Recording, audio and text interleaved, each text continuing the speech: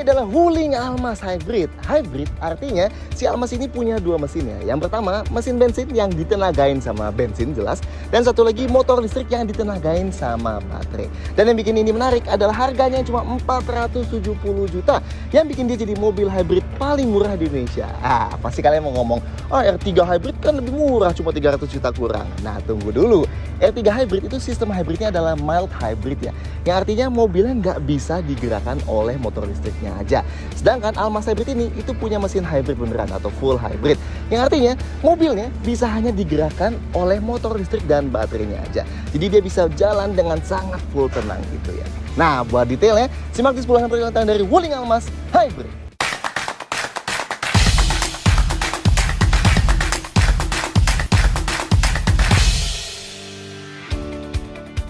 1.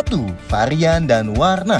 Almas Hybrid cuma ada satu varian aja ya, dan harganya termasuk menarik nih. Masih di bawah hybrid lain kayak Corolla Cross dan Nissan Kicks. Padahal si Almas ini lebih besar ukurannya ya. Pilihan warnanya ada 4 ya, putih, silver, merah, dan hitam. 2. Beda eksterior. Dari luar, Almas Hybrid ini kelihatan mirip banget sama Almas Ares, tapi beberapa bagiannya dibikin biru-biru ya, biar ceritanya hybrid banget gitu.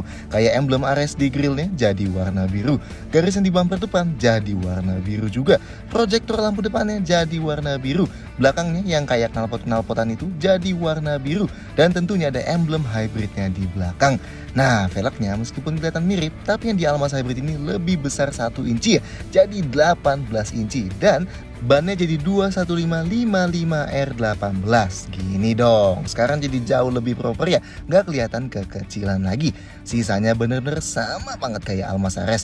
Dari dimensinya yang termasuk besar ya, cenderung mirip SUV medium kayak CR-V dan X-Trail gitu. Depannya tetap pakai grill Ares yang bergerigi dan besar, emblem chrome yang nandain dia internet connected, dan di paling bawahnya ada lip bumper yang pakai motif ala carbon fiber. Detail lampu depannya ada diarel LED, lampu besar dan lampu jauhnya LED proyektor yang di tengah, ada fog lamp halogen di bawah, dan lampu seinnya LED gantiin diarelnya. Nah pas kita nyalain lampu sein atau belokin ban, nanti fog lampnya bakal otomatis nyala sesaat, yang berfungsi jadi cornering light ya, buat nerangin sisi bawah pas kita lagi belok. Ini kayak di DFSK Glory Eye Auto juga.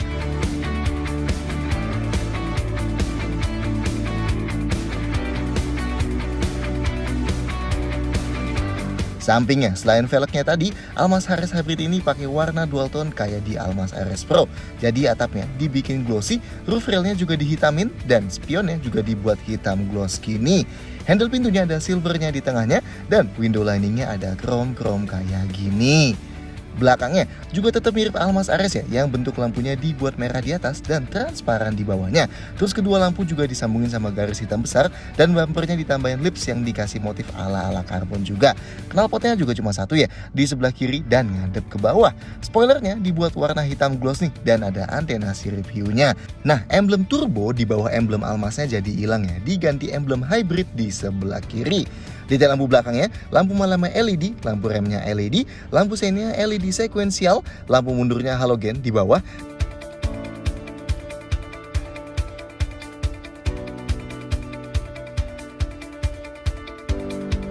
Dan kalau kita lagi buka pintu bagasinya, semua lampu yang nyala di atas tadi bakal pindah nyala ke bawah. Dan pas ditutup lagi, balik lagi ke atas.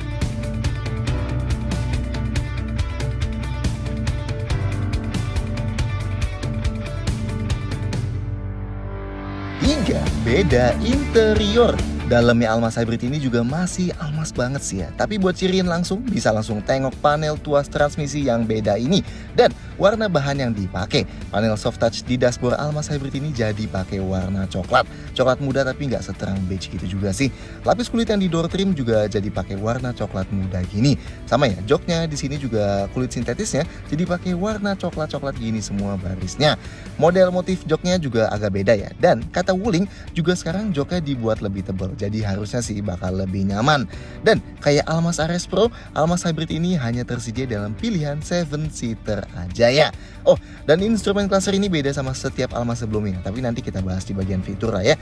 Sisanya masih mirip banget. Dari bentuk dashboard yang kelihatan cukup futuristik, soalnya ada layar raksasanya itu di tengah, terus panoramic sunroof yang ngasih kesan mewahnya di dalam. Door trim yang ada handle ala metal-metalan itu, meski emang selain di sandaran tangannya, sayangnya semuanya plastik ya bahannya. Sama kayak di pintu belakang juga kayak gitu. Dan setirnya yang dilapis bahan kulit itu. Sayangnya yang ditunggu kayak ambient light gitu tetap belum dibawa juga ya ke Almas termahal ini. Lampu kabin di depan LED, ada 2 kayak gini. Di baris kedua ada di kiri kanan ya LED. Sedangkan di baris ketiga nggak ada lampunya. Pegangan tangan plafon yang di depan hanya ada di sisi penumpang depan, tapi ini ada gantungan bajunya loh. Yang di kanan drivernya nggak ada ya. Di baris kedua yang kiri dan kanan sama-sama ada gantungan bajunya. Sedangkan yang di baris ketiga nggak ada pegangan tangannya. Sun visornya, yang driver ada card holdernya di dalam. Dua-duanya ada kaca yang bisa dibuka, tutup, dan ada lampu LED-nya. Dan spion tengah ini day and night manual ya. Jadi kalau silau tinggal dicetekin aja. Rasa duduknya nanti di nomor 8. 4. Sistem hybrid. Nah, ini bagian yang bikin spesial si Almas Hybrid. Sistem hybridnya. Hybrid artinya Almas ini punya 2 mesin dan 2 sumber energi ya. Yang pertama, mesin bakar internal yang ditenagain sama bensin. Dan yang kedua, motor listrik yang ditenagain sama baterai. Dan hybrid di Almas ini adalah strong hybrid. Sama kayak CR-V, Prius, Altis, Camry gitu-gitu. Yang artinya mobilnya bisa digerakkan oleh motor listrik dan baterainya aja. Beda ya sama mild hybrid di R3 yang mobilnya tetap hanya bisa digerakkan oleh mesin bensinnya karena motornya hanya berfungsi sebagai assist buat mobilnya aja. Nah, sistem hybrid di Almas ini Wuling sebutnya multi-mode hybrid. Pada dasarnya, ini yang ngegabungin sistem hybrid paralel dan hybrid seri. Ya, kurang lebih mirip kayak di iMMD-nya CR-V eHev yang pernah kita jelasin dan Toyota Hybrid System 2 Multi-Stage. Kita detailin dulu ya, ada apa-apa aja. Pertama, ada motor listrik yang termasuk besar nih, tenaganya 174 HP dan torsinya 320 Nm. Nah, tenaga dan torsi motor ini aja udah lebih besar dibanding mesin bensinnya Almas Turbo ya kan? Dan ini nyambung langsung ke ban via reduction gear ya. Kedua, ada motor listrik lagi tapi yang berfungsi jadi generator alias ini buat isi baterainya aja. Tenaganya 100 HP ya. Ketiga, ada baterai lithium ion di belakang, kapasitasnya 1,8 kWh, sedikit lebih besar dibanding baterai di CR-V eHev. Tapi emang masih di bawahnya hybrid-hybrid Toyota ya. Tapi ingat, baterai ini emang nggak bisa kita charge pakai colokan ya. Dia bakal otomatis ke-charge sendiri pas mesinnya nyala buat nyalain generatornya.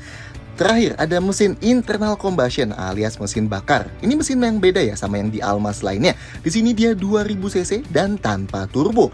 Dan kayak di mobil hybrid lainnya, mesin 2000 cc di Almas ini juga pakai siklus Atkinson ya, bukan siklus Otto kayak di mesin biasa. Yang artinya, cycle exhaust-nya dibuat lebih panjang dan berujung ke pembakaran yang lebih efisien dibanding di mesin biasa. Tapi emang tenaganya jadi lebih kecil dibanding di mesin 2000 cc kebanyakan. Di sini jadi 123 HP dan torsinya 168 Nm. Dan kayak di iMMD-nya Honda juga, mesin bensin ini nggak terhubung ke transmisi apa-apa ya. Ada yang Wuling sebut sebagai DHT atau Dedicated Hybrid Transmission, tapi itu sebenarnya cuma reduction gear aja ya. Dan beberapa gear buat bikin perpindahan antara motor, mesin, dan generatornya jadi smooth aja. So, mesin bensin ini 1 gigi aja ya, fixed gear. Nah, cara kerjanya, begitu kita klik tombol start, mesin bensinnya nggak bakal langsung nyala. Yang nyala cuma baterainya aja buat ngehidupin elektronik di dalam mobil kayak layar head unit, AC, dan lain-lain. Jadi bakal berasa tenang banget. Kecuali emang kalau baterainya lagi dalam kondisi habis banget ya, baru mesinnya bakal ikut nyala buat nyalain generator dan ngecharge baterainya. Nah, begitu kita mulai jalan, Almas ini bakal hanya jalan dengan motor listriknya aja yang ditenagain sama baterainya. Mode ini disebut EV mode atau pure electric drive ya. Dan ini kita bisa jalan tanpa mesin bensinnya nyala sama sekali sampai maksimal 40 km per jam. Di atas kecepatan segitu atau ketika kita injak pedal gasnya dalam banget atau kalau baterainya udah minim banget, mesin bensinnya bakal nyala. Tapi ini nyalanya bukan buat gerakin bannya ya. Mesin bensinnya bakal nyala buat gerakin generatornya aja. Nah, generatornya bakal ngecharge baterainya dan baterainya bakal dipakai buat tetap gerakin motor listriknya dan motor listriknya tetap gerakin bannya. Mode ini disebut series hybrid, mirip kayak di Nissan Kicks gitu ya. Nah, kayak di Nissan Kicks juga, pas lagi EV drive atau series hybrid ini, mobilnya bakal kerasa luar biasa responsif. Coel gas sedikit dan akselerasinya bakal berasa instan banget karena karakter baterai dan motor listriknya itu. So, nggak bakal kerasa berat kayak di Almas biasa. Nah, begitu masuk ke kecepatan di atas 78 km per jam, mesin bensinnya udah bisa dipakai buat gerakin bannya karena rasionya udah masuk sama rasio fixed gear di DHT-nya. Ingat ya, karena ini fixed gear, jadi bannya nggak bisa digerakin sama mesinnya aja di kecepatan rendah, soalnya nanti bakal stall. Dan kalau di kecepatan tinggi ini kita butuh tenaga lebih alias pedal gasnya dibenjek lebih dalam, motor listriknya bakal diaktifin sama baterainya lagi dan bakal ikut gerakin ban barengan sama mesin bensinnya. Nah, ketika kerja bareng buat gerakin ban ini disebutnya parallel hybrid ya. Dan tentunya ketika lagi jalan dan kita lepas pedal gasnya, mesinnya bakal masuk regenerative braking, yang artinya bannya bakal memutar motor listrik dan generatornya.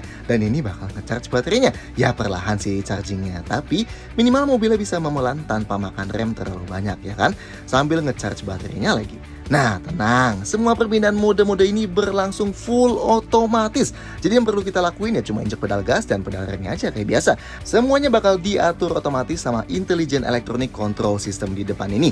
So, keuntungannya jelas bakal lebih tenang di kecepatan rendah karena mesin bensinnya bakal mati di mayoritas waktu, bakal jauh-jauh lebih responsif sama input gas kita juga, dan seharusnya bisa jadi jauh lebih irit juga dibanding Almas biasa. Tapi seberapa irit pertanyaannya? Ya tunggu hasil tes lengkapnya nanti lah ya. Oke, yang lebih basic, cara ganti giginya. Karena dia pakai model electronic shifter gini, alias tuasnya bakal balik lagi sekali udah kita pindahin ke gigi-gigi lain. Caranya, injek pedal remnya dulu dan tekan tombol di balik tuas ini. Buat masukin ke D dari P, tinggal tarik ke belakang. Buat masuk ke S dari D, tarik ke belakang lagi. Buat masuk ke R dari D, itu tinggal didorong ke depan. Nah, kalau dari R kita tarik ke belakang lagi, itu dia bakal masuk ke D lagi. Kalau kita pengen bikin ke N dari D, kita dorong tapi dorongnya setengah aja. Kalau dari R pengen ke N, sama ya, tarik tapi tariknya setengah aja. Sedangkan buat masuk ke P, tinggal diklik tombol ini aja. Di head unit kita bisa set regenerative brakingnya mau sekuat apa ya. Lebih kuat, berarti pas lepas pedal gasnya bakal berasa lebih ngerem. Dan kita bisa masuk ke mode eco juga dari sini nih buat lebih prioritasin konsumsi BBM. 5. Suspensi dan ban serep. Nah, karena ada baterai lithium ion besar tadi, jadi ada beberapa hal yang mesti diubah dari Almas Ares biasa ya. Pertama, suspensinya. Kalau suspensi belakang Almas Ares pakai model independent, suspensi belakang Almas Hybrid ini jadi pakai model torsion beam ya. So, ada batang gede yang nyambungin sistem suspensi kiri dan kanan belakangnya. Wuling bilang ini buat ngasih ruang baterai dan beberapa komponen hybrid. Mungkin maksudnya perkabelan dan modul-modul kali ya. Tapi, apakah pengaruh ke kenyamanannya nanti? Kalau itu masih nunggu review lengkapnya ya. Selain suspensi, Almas Hybrid juga jadi nggak ada ban serepnya. Tuh, kalau di Almas Ares kan ada di bawah ya. Gantinya, begitu kita buka bagasi, kita dikasih tool buat pompa dan nambal ban. Yang kotak kecil ini kompresor elektrik buat pompa bannya, dan yang tabung ini cairan buat nambal bannya. Ya nggak sebaik adanya ban serep sih, tapi namanya juga kan butuh ruang baterainya. 6. Fitur mirip RS. Sama kayak Almas RS Pro, fitur Almas Hybrid juga luar biasa banyak ya buat di harga segini. Yang beda paling instrumen clusternya nih. Sekarang jadi pakai full TFT LCD gini. Speedometernya jadi pakai angka ya. Dan yang kiri jadi power meter, bukan tachometer. Brightnessnya bisa dinaik turunin pakai tombol di samping sini. Isi tengahnya ada trip meter A dan konsumsi BBM rata-rata. Trip B dan kecepatan rata-rata, speedometer ekstra dan konsumsi BBM instan, total waktu berkendara dan sisa jarak berkendara, TPMS, tachometer, energy monitor, layar ADAS, layar navigasi, layar Bluetooth teleponi, layar media, dan settingsnya ada warningnya apa aja, pengingat kecepatan maksimal, pengingat berkendara setelah sekian jam, dan bisa ganti-ganti bahasa. Yang baru lagi, kalau kita buka keempat jendelanya dengan tahan tombol unlock di kuncinya ini, AC-nya bakal langsung otomatis nyala maksimal buat buang udara panas di dalam mobilnya lebih cepat. Tentunya ini bisa ditutup lagi ya semua jendelanya kalau kita tahan tombol lock-nya. Oh, dan di sini tombol start stop mesinnya juga dilingkarin ring warna biru. Nah, ada yang hilang sih. Di sini jadi nggak ada buat naik turunin ketinggian sorotan lampunya ya. Kalau di Almas Ares kan ada. Sisa fiturnya sama kayak Almas Ares Pro. Inputnya ada wireless charger di bawah head unit sini nih. Dan ini ada indikatornya di head unit ya. Ada USB port 1 di depan, 1 di tengah di balik konsol tengah, dan 1 lagi di baris ketiga sebelah kanan. Plus ada 1 power outlet di dalam laci konsol tengahnya. Ada panoramic sunroof yang luar biasa besar ya. Salah satu bagian yang ngasih feel paling mewah di dalam kabinnya nih. Lampunya otomatis, wipernya intermittent variable, rem parkirnya elektrik ya. Tinggal tarik aja buat aktifin dan dorong sambil injak pedal rem buat non-aktifin. Ada brake hold atau di Wuling sebutnya auto vehicle holding buat nahan remnya pas kita udah berhenti biar kita nggak perlu nahan pedal remnya terus-terusan. Buat buka kunci dan kunci pintu ada di tengah sini. Setirnya yang sebelah kiri buat adaptive cruise, ICA-TJA, dan buat MID-nya. Yang sebelah kanan buat kontrol volume, teleponi, dan voice command. AC-nya sayangnya emang buat aturnya tetap dari head unitnya ya. Ada ionizer atau pembersih udara. Ini auto climate control lah, jadi kita bisa set suhunya. Nanti kecepatan kipasnya bakal menyesuaikan. Suhu paling dingin 17,5 derajat Celcius dan paling panas 32,5 derajat. Ada defroster kaca depan, tapi sayangnya tetap belum ada defogger kaca belakang nih. Mungkin dia jadi mobil termahal yang tanpa defogger belakang kali ya. Kabin baris kedua dapat ventilasi AC gini, kontrolnya tetap dari depannya. Sedangkan yang baris ketiga dapat ventilasi AC di kiri kanannya dan kontrol AC tambahan gini sendiri. Ini bisa dimati nyalain pakai tombol dari depan sini juga. Nice. Kuncinya kayak gini, tentunya ada passive keyless entry-nya ya. Jadi ini remote-nya tinggal kantongin aja. Buat buka kuncinya cukup deketin mobilnya dan klik tombol di handle pintunya dan kuncinya kebuka. Spionnya juga bakal ikut kebuka. Buat kunci lagi tinggal klik lagi aja kuncinya dan dia spionnya juga bakal ikut kelipat. Spion lipat otomatis ini bisa kita mati nyalain dari head unitnya ya. Head unitnya persis di Almas Ares ya, 10,4 inci vertikal gini.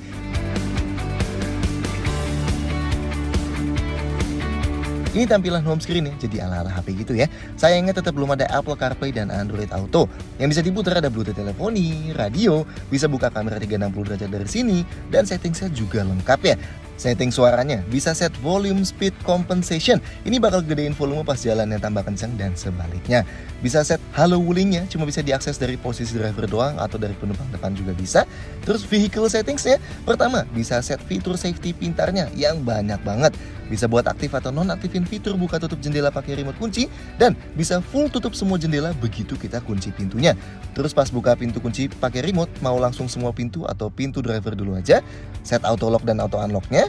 Mati nyalain one touch triple turn signal, nyalain lampu kabin pas masuk seberapa lama, ngatur fitur follow me home seberapa lama, dan pas kita pencet tombol unlock, apakah mobilnya mau berkedip doang atau sekalian ada bunyi klaksonnya atau enggak. Mati nyalain spion lipat otomatis, fungsi service wiper buat naikin batangnya, dan mati nyalain sistem wireless chargingnya, atur regen brakingnya, atur suara mobil buat peringatan pejalan kaki, dan mati nyalain mode eco. Fitur navigasi, jukes, dan P-Chat ini harus terkoneksi aplikasi My Wuling Plus dulu ya. Jendelanya, keempatnya auto up down nih, mantap. Paling keren sih ya, jelas fitur internet connected yang bikin Almas Hybrid ini bisa kita kontrol pakai HP kita selama ada internetnya. Disebutnya IOV atau Internet of Vehicle. Dan ini pakai aplikasi My Wuling Plus di Android ya. Kita bisa cek status mobil dan lokasinya, bisa cek sisa jarak berkendara, bisa buka kunci dan kunci mobilnya, bisa buka bagasinya, bisa buka tutup jendela, dan bisa mati nyalain mesin plus AC-nya. Jadi pas kita masuk kabin, udah adem dan tinggal cus. Ada geofencing juga nih buat ngasih notifikasi kalau mobilnya jalan di luar batas yang udah kita tentuin. Banyak sih ini ya fungsinya. Ada Bluetooth key juga, jadi kita bisa ninggalin kunci aslinya di rumah dan cukup bawa HP kita aja. Nanti pas sudah dekat mobil, tinggal kocok HP-nya dan muncul layar ini. Terus kita tinggal klik unlock dan kunci mobilnya kebuka deh. Bisa masuk mobil dan bisa nyalain mesinnya juga tanpa bawa kunci sama sekali. Cukup HP kita aja. Dan ini bisa kita share loh Bluetooth key-nya ke orang lain. Nice! Ada voice comment pakai bahasa Indonesia juga ya, yang Wuling sebut Win. Tinggal sebut aja halo Wuling dan jadi bisa pakai beberapa perintah kayak gini contohnya. Halo. Nyalakan wiper. Oke, menghidupkan wiper. Halo Wuling. Halo. Buka jendela penumpang depan. Oke, membuka jendela penumpang depan. Dan tentunya masih banyak lagi lah contoh perintah lainnya. 7. Safety sangat lengkap. Fitur keselamatan Almas Hybrid mirip kayak Almas RS ya, yang termasuk lengkap karena ada fitur safety aktifnya. Di luar fitur safety aktifnya dulu, airbagnya sayangnya tetap hanya 4 aja ya. 2 airbag depan dan 2 airbag samping di samping jok depan.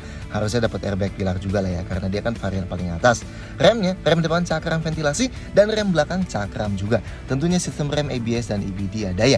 Ada traction control dan stability control juga yang tombolnya di bawah head unit ini. Dan ada hill start assist atau di Wuling disebutnya hill hold control ya, yang ditanjakan bisa nahan remnya beberapa detik pas kaki kita pindah dari pedal rem ke pedal gas biar mobilnya nggak merosot dulu. Sensor parkirnya di belakang ada 4 titik dan di depan ada 2 titik. Ini ada indikatornya di head unit ya, dan bisa dimati nyalain pakai tombol ini. Kameranya ada 4 ya, kamera mundur, kamera di masing-masing spion, dan satu kamera depan yang ngasih tampilan 360 derajat gini. Nice, ada beberapa angle yang bisa kita pilih juga, dan garisnya juga gerak pas kita gerakin setirnya.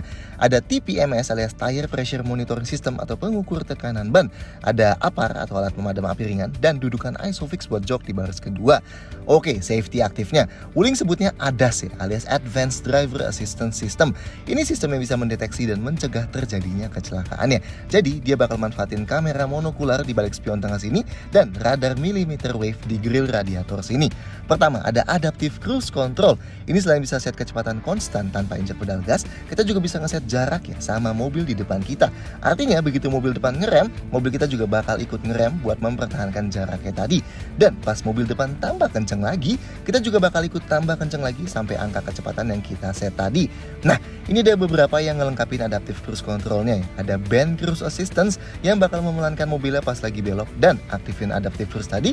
Terus ada Traffic Jam Assistance dan Intelligent Cruise Assistance juga yang bisa ikutin mobil depan sampai dia berhenti dan kita juga bakal berhenti. Dan begitu dia mulai jalan lagi, kita juga bakal mulai jalan lagi. Nice.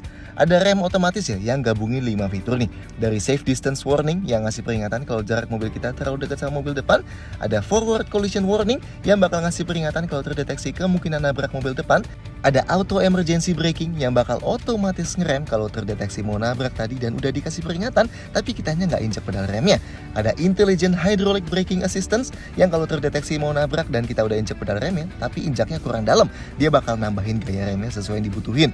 Dan ada Collision Mitigation System yang kalaupun sampai terjadi tabrakan, mobilnya bakal maksimalin gaya rem biar ngurangin keparahan tabrakannya.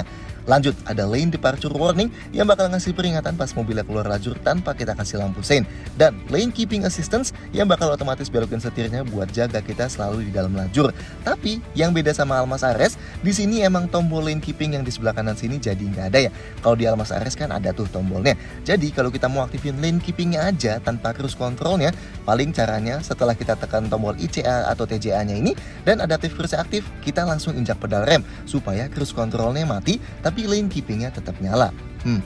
Dan terakhir ada Intelligent High Beam Assistance atau nama lain dari Auto High Beam ya, yang bisa otomatis mati nyalain lampu jauh kalau terdeteksi nggak ada mobil di depan yang berpotensi kena silau dan bakal matiin lampu jauhnya lagi kalau terdeteksi ada. Gimana? Termasuk lengkap lah ya. 8. Konfigurasi jok. Buat ke depan, pintunya luar biasa berat ya rasanya. Nice, sudut bukanya juga lebar nih. Dan yang enak, ini pintunya ngecover sampai bagian paling bawah ya. Jadi kalau luarnya kecipratan habis kotor-kotoran, dalamnya sini bakal tetap bersih dan kaki kita jadi nggak kepeperan kotor. Mantap. Buat napaknya cukup tinggi ya, mirip lah kayak napak CR-V, X-Trail dan lain-lainnya. Posisi duduknya termasuk cukup tinggi ya, meski emang sedikit agak gantung sih karena lantainya cukup tinggi juga. Tapi karena dashboardnya termasuk rendah, jadi visibilitas keluarnya lumayan oke lah. Pengaturan jok drivernya elektrik 6 arah ya. Penumpangnya tetap manual, slide dan recline aja. Headrestnya hanya bisa naik turun aja, tapi ini udah ergonomis sih. Jadi kepala kita kalau sandaran sambil nyetir itu nggak bakal ngedanga. Ruang kepalanya sebenarnya nggak terlalu luas ya buat ukuran baris pertama SUV monokok. Tapi minimal panoramic sunroofnya ngasih feel yang lega lah ya kalau kita lihat ke atas. Armrest tengahnya dilapis kulit ya jadi empuk, tapi ini emang nggak bisa digeser maju mundur. Jadi tangan kita agak sulit buat sandaran sambil pegang setir. Yang di pintu juga dilapis kulit nih jadi empuk juga. Seatbeltnya bisa dinaik turunin ya. Nice. Sayangnya setirnya hanya tetap bisa tilt aja. Di harga hampir 500 juta sih ini udah bener-bener sayang banget ya. Dan ini jarak dari setirnya ke dashboard juga nggak terlalu jauh. Buat sandaran kaki kiri driver nggak ada gundukan khusus dan padnya, tapi masih lega lah ruangnya. Sekarang kita ke belakang. Pintu belakangnya sama ya, berat banget juga. Dan sudut bukanya juga termasuk lebar. Nah, karena atapnya nggak nekuk aneh-aneh, jadi kita nggak perlu nunduk pas masuknya. Posisi duduk di baris kedua lebih tinggi dibanding di depannya. Nah, dudukan joknya sebenarnya bikin paha kita sedikit naik. Tapi emang saking luas ruang kakinya, jadi kita bisa selonjorin sampai pahanya rata. Nah, ini joknya bisa digeser maju mundur ya.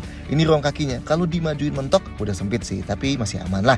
Ini kalau dimundurin mentok, termasuk sangat luas di kelasnya. Ruang gerak sepatunya masih aman lah ini. meskipun jok depan udah diturunin maksimal. Overall sih emang feel leganya dapat banget ya di baris kedua sini. Oke lah. Headrestnya di kedua sisinya adjustable ya, jadi sandaran kepalanya nggak bakal ngedanga. Ruang kepala di tengah sini masih aman meski agak mepet, tapi sekali lagi karena sunroof raksasanya ini emang ngasih feel yang luar biasa lega ya. Nah, jok baris kedua sini sudut rebahnya bisa diubah dan ini fleksibel banget. Tuh, paling rebahnya bisa sampai segitu. Ini lebih rebah dibanding di SUV gini kebanyakan. Nih, kalau yang sebelahnya kita rebah-rebahin. Buat sandaran tangan pintu belakangnya juga dilapis kulit ya dan empuk juga. Dan di tengah ada armrest lipatnya nih. Nice. Oke, kalau mau duduk bertiga, napak ke tengahnya gampang banget ya. Masih lega banget. Dan ini karena lantainya full rata, jadi kaki kita kalau lagi duduk di tengah bisa stay di tengah sini ya. Mantap. Dudukan tengahnya lebih tinggi ya dibanding kiri kanannya, tapi masih cukup empuk. Sandarannya lebih maju dan keras ya karena ada armrestnya tadi kan. Tapi karena ada headrestnya, jadi kepala orang dewasa masih aman ya buat sandaran di sini. Dan seatbeltnya 3 titik di tengah sini. Oke, kalau mau ke baris ketiga, kalau dari sebelah kiri sini tinggal pakai tuas yang di atas ini aja. Nanti joknya bakal langsung tumble ke depan gini ya. Jadi kita bisa napak ke belakang. Kalau dari sebelah kanan, kita nggak bisa ya buat ke belakang. Karena joknya cuma bisa jatuh tiduran gini aja. Dia nggak bakal mental ke depan. Nah, baris ketiganya, emang jarak dudukan joknya ke lantainya itu sangat-sangat rendah. Makanya sudut paha kita yang tingginya 173 cm itu jadi naik banget gini. Ini jelas bakal bikin pegel ya. Apalagi kalau buat jalan jauh. Kedua headrest belakang adjustable nih. Nah, ruang kepalanya kalau kita sandaran emang udah sempit, tapi masih ada sisanya loh. Meski emang udah di bawah frame jendelanya sih ini ya. Sudut rebahannya fix ya, nggak bisa diubah-ubah. Nggak terlalu tegak sih, tapi ya nggak relax juga. Ruang kakinya ini kalau jok baris kedua dibuat paling maju. Lihat deh, sisanya udah sedikit banget. Kalau kita bikin paling mundur, ini jelas udah nggak ada ruang sama sekali. Udah nggak cukup buat orang dewasa. Ruang gerak sepatunya masih aman loh. Nice. Nah, kalau mau sandarin tangan ada tempatnya ya, tapi emang plastik aja sih jadi keras. Dan ini karena jendelanya luar biasa kecil, jadi jelas bakal ngasih rasa claustrophobic atau terkungkung gitu di belakang sini ya. So, sebaiknya emang baris ketiga ini buat anak kecil aja. Atau kalau orang dewasa ya buat emergency aja lah ya. 9. Bagasi dan storage. Bagasi Almas Hybrid sayangnya masih manual ya kayak Almas lainnya. Padahal harganya udah hampir 500 juta.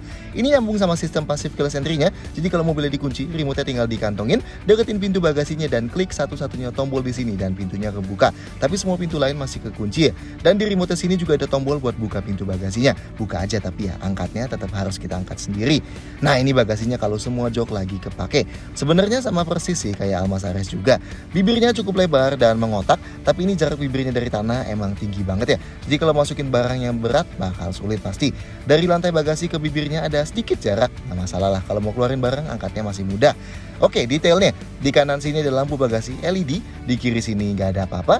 Di lantainya ada kompresor dan cairan tambal ban tadi karena nggak ada ban serepnya. Di bawah lantai ada subwoofer dan ada dongkrak plus toolkitnya. Tuh kalau diintip baterainya bisa kelihatan ya dari sini. Kalau mau luasin kapasitas bagasi, jok baris ketiga bisa dilipat pakai konfigurasi 50/50. Tinggal tarik ini dan nanti joknya kelipet deh. Nah kalau udah kelipet satu, kita tetap bisa menduduk satu penumpang lagi di belakangnya. Nih kalau dilipat dua-duanya, lantainya rata ya dari belakang ke sininya. Dan kapasitas bagasinya jadi termasuk cukup besar. Kalau mau luasin kapasitas bagasi lagi, jok baris keduanya juga bisa dilipat pakai konfigurasi 40/60 ya. Cuman emang buat lipatnya kita mesti ke depan dulu. Kalau yang sebelah kiri dilipat, kita bisa masukin barang yang lebih panjang sambil tetap bisa duduk berdua di tengah. Kalau yang kanan dilipat juga, nah bagasinya jadi lebih luas. Tapi emang ini ada beda ketinggian sedikit nih dari baris ketiga ke baris kedua. So, kalau mau geser barang harus diangkat dulu barangnya ya. Buat tutup bagasinya disediain handle di sebelah kanan sini ya. Tapi emang feel bagasinya ini berat banget. Dan ini sisa storage di dalam kabin.